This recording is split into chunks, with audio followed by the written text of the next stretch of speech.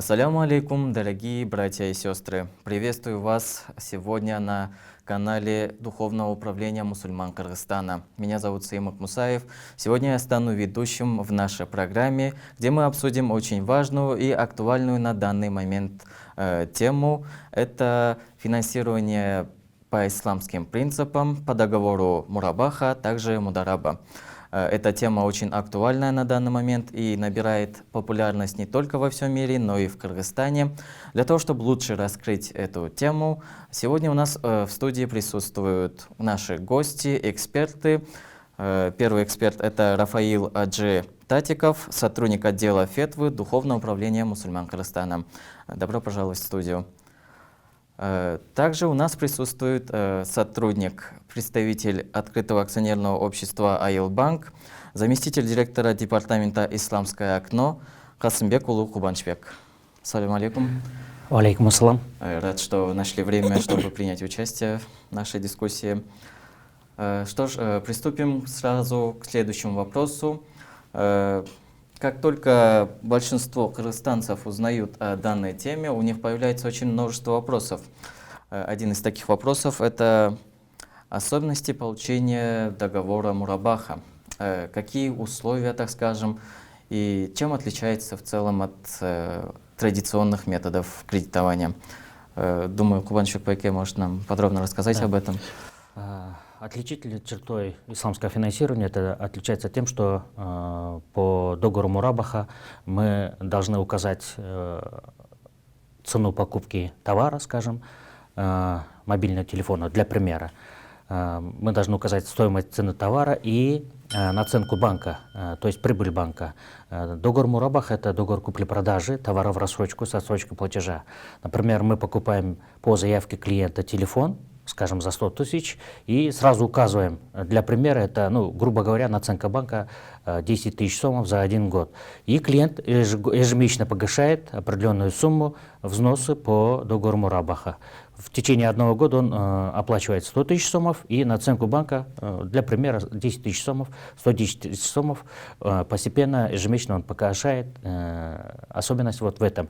Банк не может менять наценку, как в традиционном кредитовании. Наценка не должна меняться по истечению, скажем, полугода, по истечению года. Даже если появятся проблемы у клиента по погашению взносов, мы не имеем права менять наценку. Особенность вот в этом. Например, во время ковида все банки приостановили начисление процентов, скажем, да, перерасчет сделали, но по нормализации ситуации они увеличили на отсроченное время на проценты. А исламские финансовые институты не имеют права увеличивать наценку. Основное отличие вот в этом. Получается, как в начале, как договор подписывается, вот наценка ставится, так и остается. Наценка остается постоянной. Банк не имеет права увеличивать цену наценки. В договоре все это открыто указывается? Обязательно мы должны, как финансовый институт, мы должны указать цену покупки товара и наценку банка, то есть прибыль банка, которая не должна меняться. Вот, чтобы получить по договору Мурабаха финансирование, чем отличается? Если я хочу по традиционным методам получить кредит в банке, я пойду туда, запрошу необходимые документы, соберу все это и получу, так скажем, средства. А вот Мурабаху как получить? Чем-то отличается? В принципе, ничем не отличается, но одну особенность: финансовые институты, работающие по исламским принципам, не должны финансировать деятельность, которая не соответствует стандартам шариата. То есть это на деятельность, которая связана с харамными деятельностями. Мы не имеем права финансировать покупку, скажем, мы не имеем права запрашиваемая сумма, если на увеличение оборотного капитала для ларька, который торгует виноводочные изделия, мы не имеем права финансировать такой вид деятельности, скажем, для примера. Также мы не имеем права финансировать ломбарды, казино и так далее. Давайте как раз подробнее раскроем эту тему. На какие виды, так скажем, деятельности банки выдают средства по исламским финансированиям? На данный момент Айылбанк выдает на приобретение жилой недвижимости, ипотечное финансирование есть у нас, потребительское финансирование, бизнес-финансирование, тоже соответствует стандартам шариата мы деятельность финансируем, агрофинансирование, автофинансирование и товары в рассрочку. Буквально недавно мы тоже разработали два новых продукта. Это АИМ-финанс для женщин-предпринимательниц и Эко-Мурабаха. Сейчас вот на мировом уровне очень актуальный вопрос стоит защита экологии, сохранение для будущих поколений наших ресурсов. Вот для этих проектов мы разработали новый продукт, это Эко-Мурабаха. Наценка банка для этих продуктов очень льготная, ниже рыночных ставок, можно сказать. Дополнительно наш банк работает по госпрограммам. В 2024 году мы профинансировали наших фермеров по госпрограммам финансирования сельского хозяйства, кредитования агропромышленного комплекса. И у нас есть, мы сотрудничаем с Исламским банком развития, у нас есть соглашение, мы финансируем сейчас фермеров на направление растениеводства и животноводства. Ну, преобладающее объемы финансируем, мы в большинстве финансируем растениеводство. В целом, как давно ваш банк, Аилбанк, выдает средства по исламским принципам? Каков опыт вашего банка в данной сфере, так скажем? Мы буквально начали недавно. Первые работы были начаты в 2021 году. В 2021 году мы начали разрабатывать внутренние нормативные документы, получили лицензию в октябре 2022 года.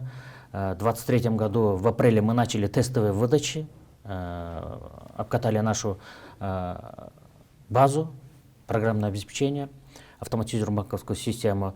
В июле стартанули, в июле 2024 года первое финансирование можно сказать, бою выдачи начались.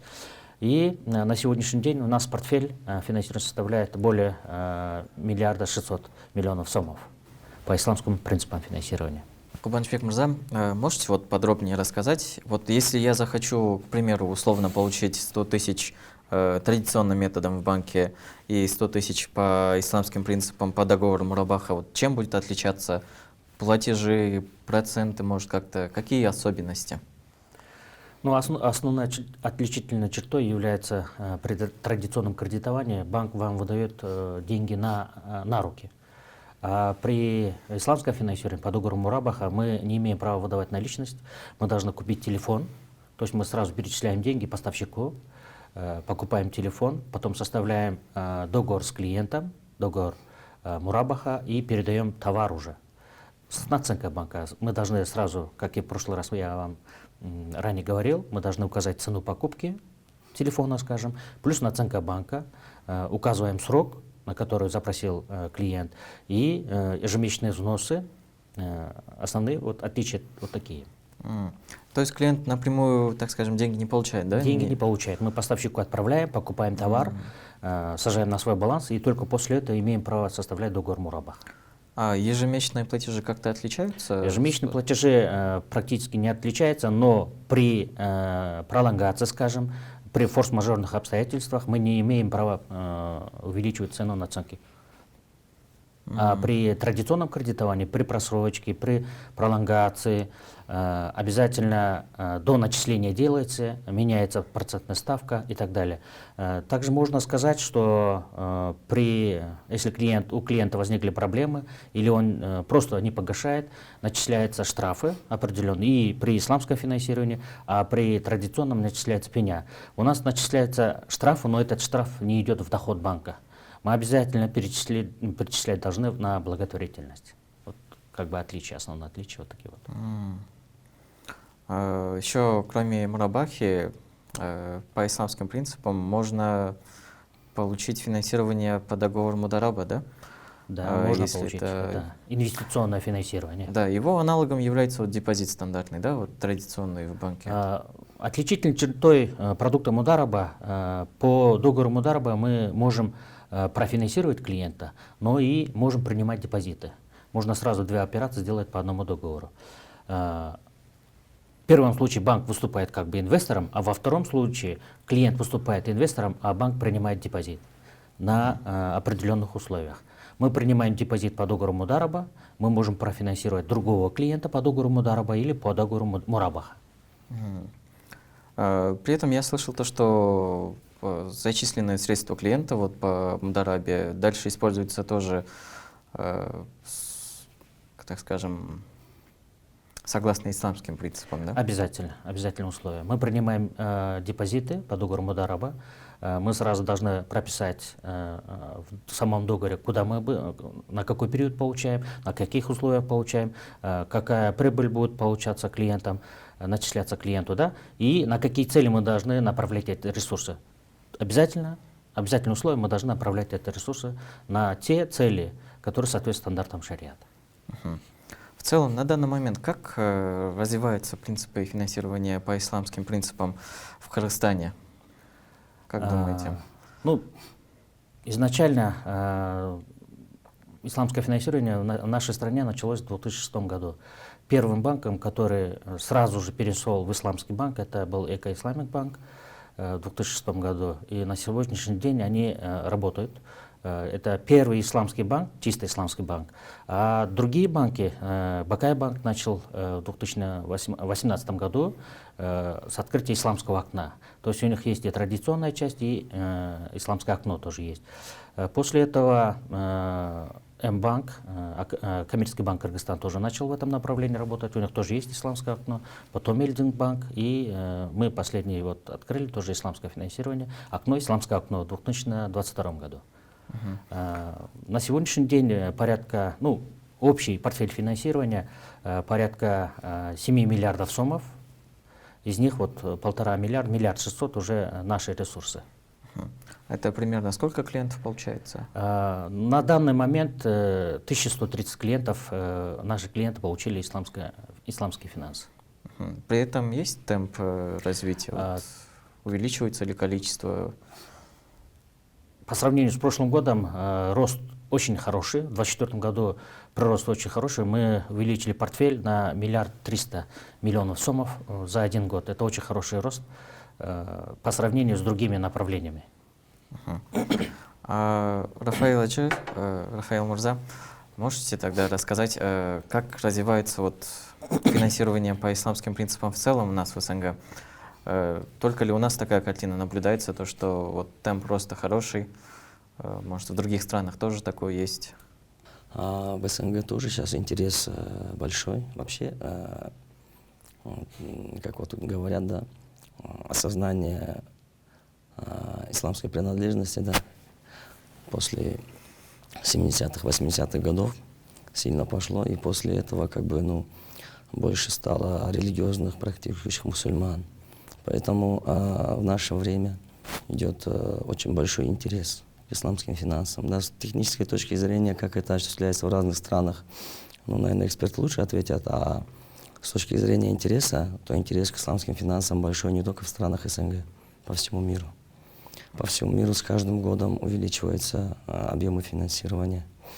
Сейчас я, например, точно не могу сказать, где-то около 3-4 триллионов, да, уже, например. Поэтому у нас в стране очень большой интерес у населения. Многие практикующие, да, мусульмане, так скажем, которые соблюдают полностью, стараются соблюдать принципы, да, шариата, они стараются свою эту часть тоже финансовую, да, строить по шариату. Многие люди не совсем правильно понимают. Такой стереотип есть, что ислам это только в мечети. Что, как они привыкли, как ассоциировать с другими религиями, да, что, скажем, в доме поклонения, да, в молитвенном доме там только ислам, а в остальных сферах жизни ислама нету. Но на самом деле ислам, он во всех сферах жизни.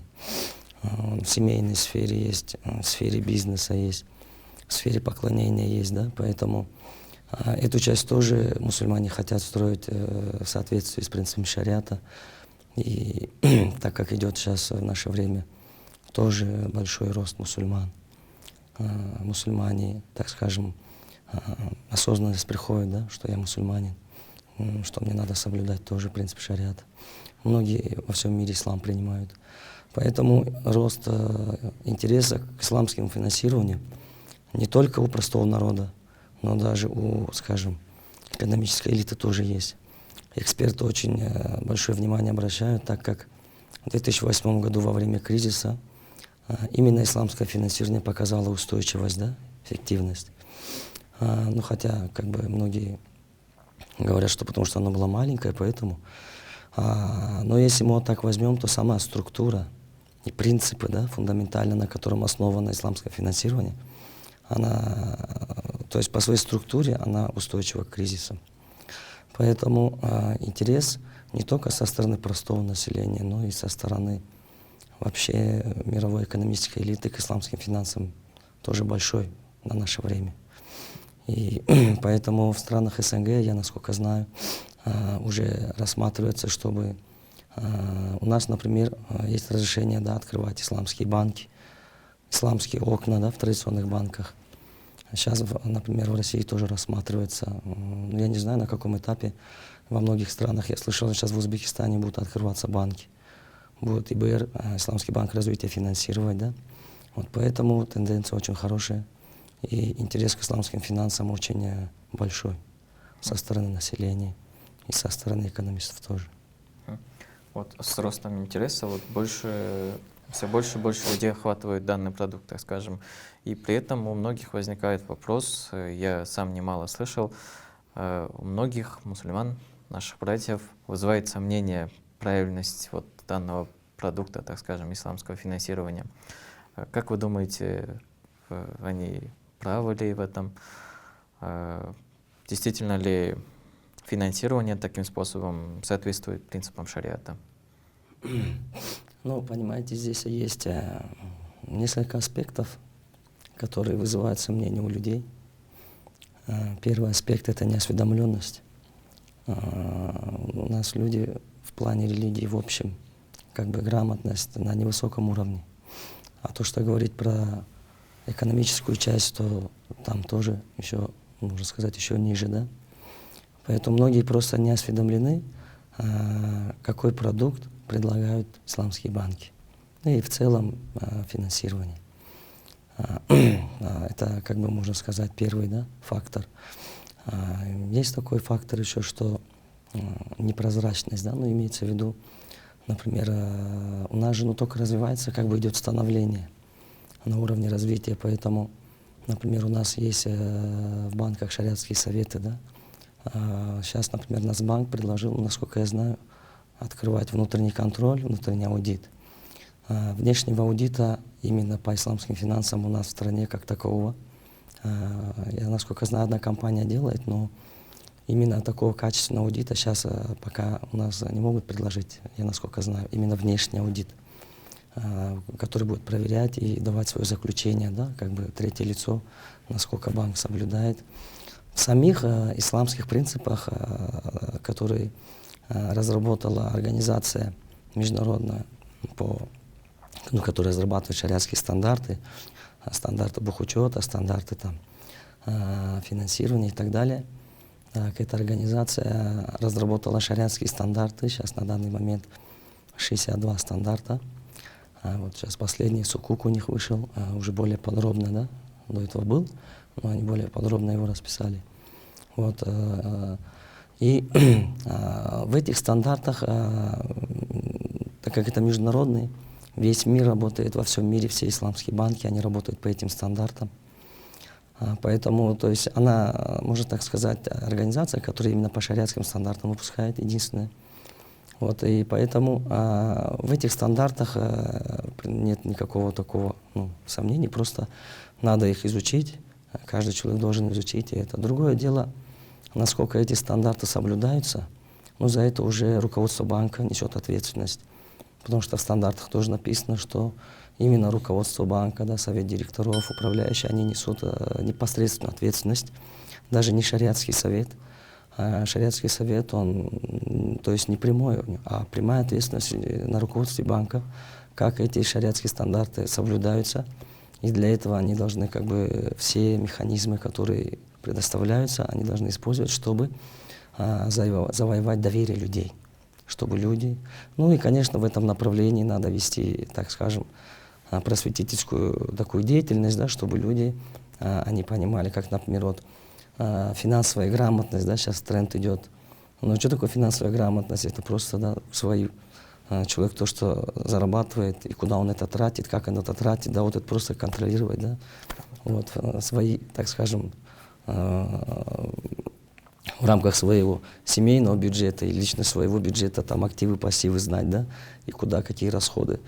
Ну вот точно так же, как бы, человек должен, мы должны тоже, как бы, и мы тоже, и, в общем, вести деятельность именно в плане просвещения, чтобы люди понимали это, потому что такие вопросы возникают в основном из-за того, что люди не осведомлены, хорошо не знают, как это работает все. Даже люди, которые, например, знают, скажем, учились в религиозных заведениях, но так как это в наше время именно экономика исламская, да, так называют, или там исламское финансирование, да, если конкретную часть брать, про мурабаха и другие операции, то это отдельная наука в наше время, в университетах отдельные факультеты, которые этому обучают.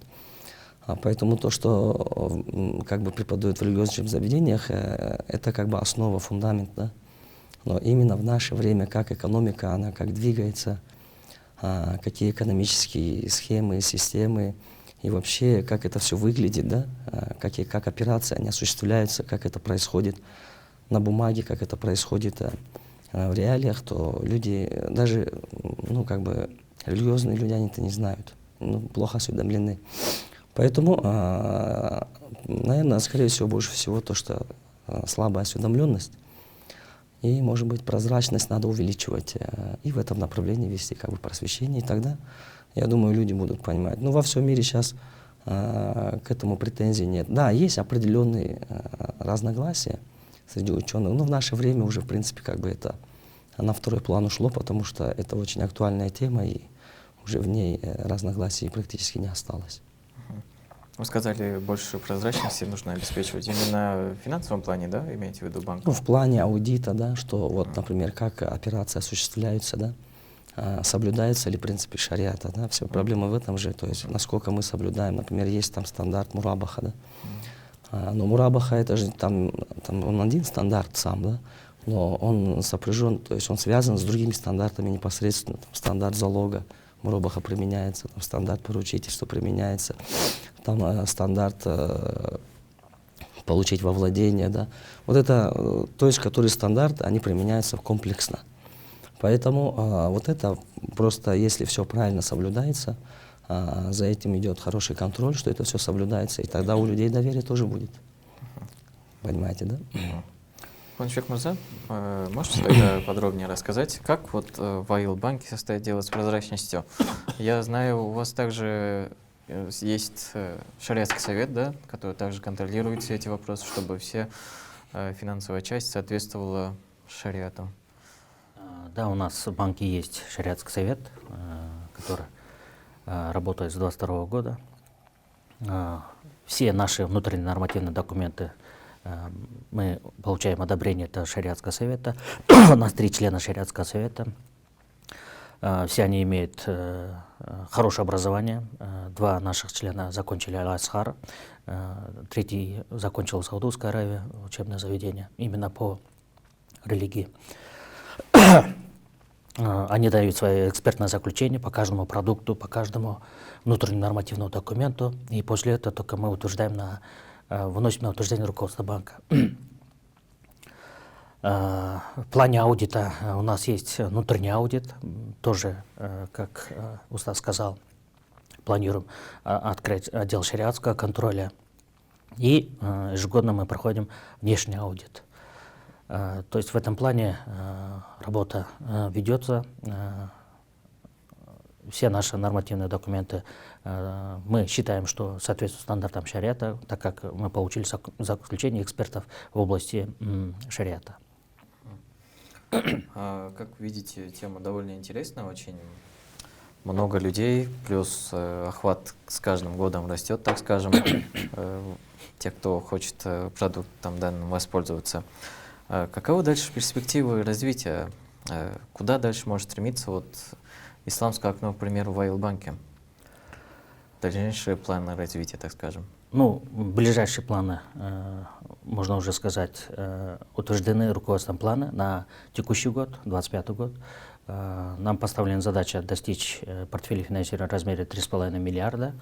У нас есть в планах также работать по госпрограммам. Ожидается подписание Кабинета министров распоряжения по финансированию сельского хозяйства по госпрограмме.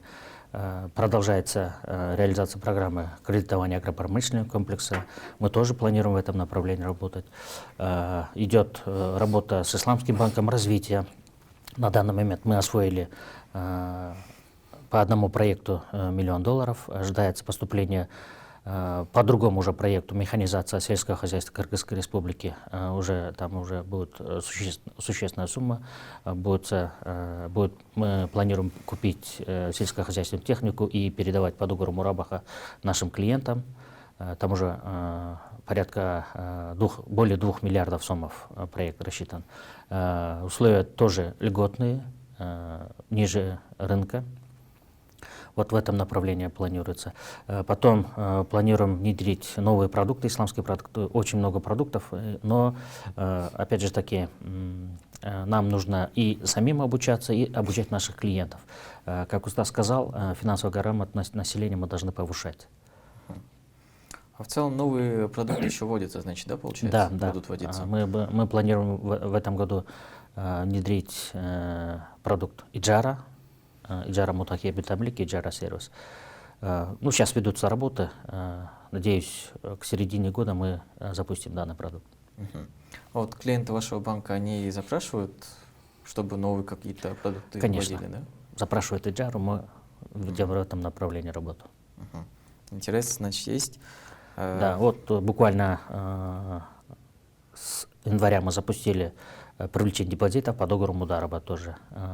Настроили систему автоматизированную нашу, и вот уже практически в данный момент уже начинаем привлекать активно депозиты по договору Мудараба. А в плане цифровизации как-то будут вестись тоже вот исламским окном Айлбанка какие-то работы? Конечно, сам Айлбанк сейчас обновляет свое приложение, мобильное приложение. На первом этапе будет обновление приложения, на втором этапе будет уже для исламского окна Айлбанка как бы под приложение будет делаться. В этом направлении тоже мы ведем работу. Внутри основного мобильного банка Приложение будет, да? Для нашего исламского окна будет отдельное как бы субприложение будет. Отлично. В целом, значит, хорошие перспективы данного продукта у нас развития в Кыргызстане и в СНГ. Итак, дорогие зрители, мы сегодня обсудили принципы исламского финансирования. Надеюсь, мы подробно раскрыли данную тему и ответили на главные вопросы по данной теме. Но если у вас все еще остались вопросы, вы можете написать у нас в комментариях. Мы обязательно ответим на них, а также возьмем предложенные вами темы для дальнейших выпусков. Хотелось бы поблагодарить дорогих гостей за то, что приняли участие и смогли хорошо и подробно ответить на вопросы наших зрителей. Спасибо большое всем за просмотр. Ассаляму алейкум.